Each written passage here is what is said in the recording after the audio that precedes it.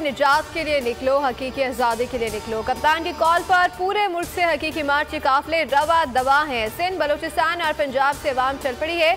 आज जनूबी पंजाब और पेशावर से काफिले निकलेंगे। आज़ाद कश्मीर और गिलगित से भी शहरी मंजिल को पहुंचेंगे।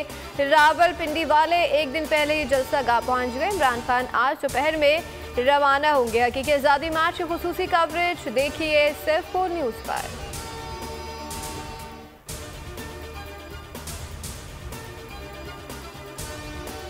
पाकिस्तान फैसला कुन मोड़ पर खड़ा है। आज तारीखी जलसा होगा। 23 साल के दौरान पहली बार अपने लोगों पर एतमाद है। इमरान खान का बोल न्यूज़ के प्रोग्राम तजिया में खुसूसी इंटरव्यू। कप्तान का पाकिस्तान को हकीकी तौर पर आज़ाद कराने का अज़म। मैं अवाम के लिए निकल रहा हूँ, अवाम मेरे लिए निकलेंगे। आज़ादी कौम में बड़ी काम करती है। हमेशा से चाहता था कि पाकिस्तान दुनिया में खुददार और तरक्की याफ्ता कौम बने।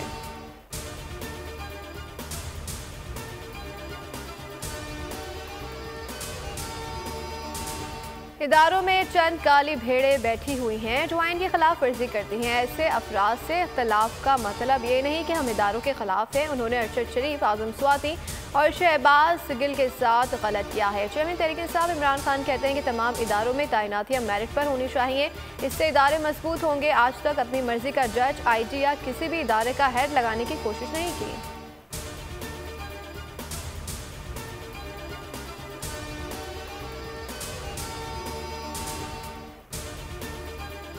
हकीकी आज़ादी मार्च का फाइनल राउंड। PDM हुकूमत घबराहट का शिकार। पूरे इस्लामाबाद को किला बना दिया गया। जगह जगह खंदके और कंटेनर्स खड़े कर दिए गए।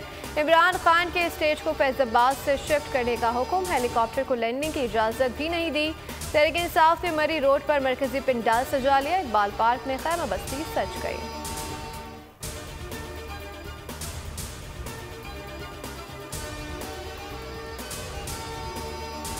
मुल्क के सियासी हालात बहुत नाजुक है। हालात दिन ब दिन बिगड़ रहे हैं। शाह महमूद कुरैशी का दो टोक मौक़िफ़। पोल न्यूज़ से गुफ्तगू में कहा, कोई माने या ना माने जलसा ज़रूर होगा। शेख रशीद का कहना था कि कुर्बानी देता है कि लोग उसी के साथ खड़े होते हैं। इलेक्शन का बलस वक्त होंगे। फवाद चौधरी की राना सना को शटअप कॉल। कहते हैं कि वज़ीर दाखिला चूरन ना बेचें, शहरियों की हिफाजत की जिम्मेदारी निभाएं।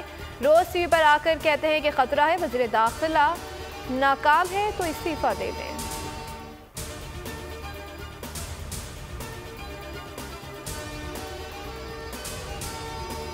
मुझे याद है आप कहते थे मैं हीरो की तरह मरूंगा। आज आप पूरी दुनिया के लिए एक हीरो हैं। बोल न्यूज़ के सीनियर एंकर अरशद शरीफ की बेटी का खत।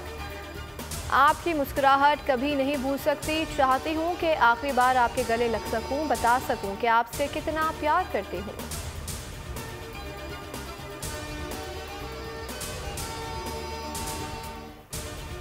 कराची डिफेंस में पुलिस एहलकार को कत्ल करने वाले मुलजिम की बोल न्यूज़ ने ढूंढ निकाला है। मुलजिम की बोल न्यूज़ से गुफ्तगू। दावा किया कि अगर पुलिस पर फायरिंग ना करता तो मुझे मार देते। पुलिस एहलकार ने गाड़ी के अंदर दाखिल होकर गोली चलाई जो नहीं चली। अपने दिफा में पुलिस एहलकार पर फायरिंग की। ये भी मालूम नहीं था कि वो पुलिस एहलकार असली है या नकली। जनरल आसिम मुनीर नए army chief. General Sahir Shamshad Mirza chairman joint chiefs of staff committee होंगे। 3 साल की तकर्री का नोटिफिकेशन जारी। जनरल आसिम मुनीर 29 नवंबर को बतौर 17वें आर्मी चीफ की कमान संभालेंगे। जनरल साहिर शमशाद मिर्जा 27 नवंबर को chairman joint chief of staff committee बन जाएंगे।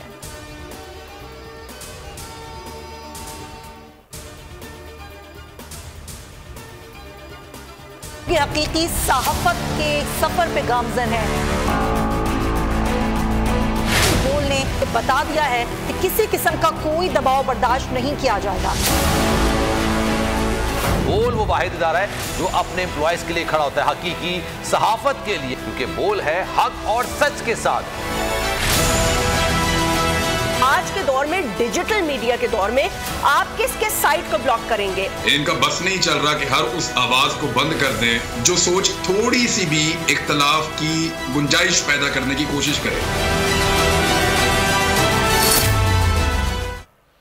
हकीकी सहाफत का अलमबरदार बोल न्यूज़। बोल को ओछे हटकंदे ना रोक सके। साइफर से हकीकी आज़ादी मार्च तक बोल ने हमेशा हकीकी सहाफत का प्रचार किया।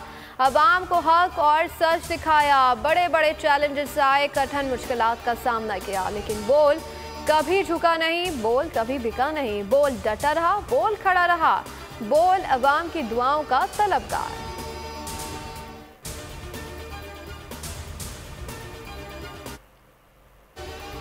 और फीफा फुटबॉल वर्ल्ड कप में सनसनीखेज मुकाबले, छठे दिन ब्राजील और ईरान ने मैदान मार लिया। वेल्स और सर्बिया को नाकामी का सामना करना पड़ा। मेजबान कतर मुसलसल दूसरे मैच में नाकाम।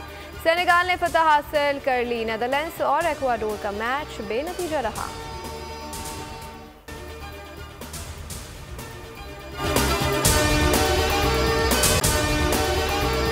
अगर आपको हमारी ये वीडियो पसंद आई है तो लाइक पर क्लिक कीजिए। आप ये समझें, ये जो हक है ना, हक पे खड़े रहना और हक को बोलना, ये दूर से लगता है तन्हा हो गए लोग। आप खान साहब को देखें, तन्हा दिखाई देने, सारी जमातें मिलकर उनके खिलाफ हैं, लेकिन आज भी पाकिस्तान की आवाम उस हक की आवाज़ के पीछे जो है 80% से ज़्यादा आवाम उनके साथ है। सेम एग्जैक्टली इसी तरीके से बोल की कहानी है भाई, बिल्कुल अलग आपको तन्हा दिखाई देगा, हर जगह आपको खड़ा हुआ नजर आएगा, हटेगा नहीं किसी चीज़ से। और उसके साथ भी 80% आवाम अगर आज आप देखें तो उसे बोल दिख रही है। जाली केस है ना, ये हम पे उस वक्त बनाए गए थे जब हुकूमत यही थी, इन्हीं लोगों की हुकूमत थी ना। और ये जाली केस, इनको मैं नहीं कह रहा इस केस को जाली केस, इनको पाकिस्तान में क्या पूरी दुनिया में एक ऐसा शिकायत कुंदा नहीं मिला, एक ऐसा कंप्लेनेंट नहीं मिला जिसने ये कहा हो कि हमारे साथ फ्रॉड हुआ है। तो ये खुद ही बन गए कंप्लेनेंट और ये खुद ही इन्होंने खुद ही इन्वेस्टिगेशन की, उसकी खुद ही तफ्तीश भी की, यानी कि कंप्लेनेंट भी है, इन्वेस्टिगेशन ऑफिसर भी है। और इन द एंड इन्होंने फिर उसके बावजूद ये कोर्ट में जमा कराया कि जी ये केस जाली केस था। ये मेरी बात नहीं है, ये इनके इन्वेस्टिगेशन ऑफिसर की बात है। सब्सक्राइब करें और बेल दबाएं ताकि कोई खबर रह न जाए।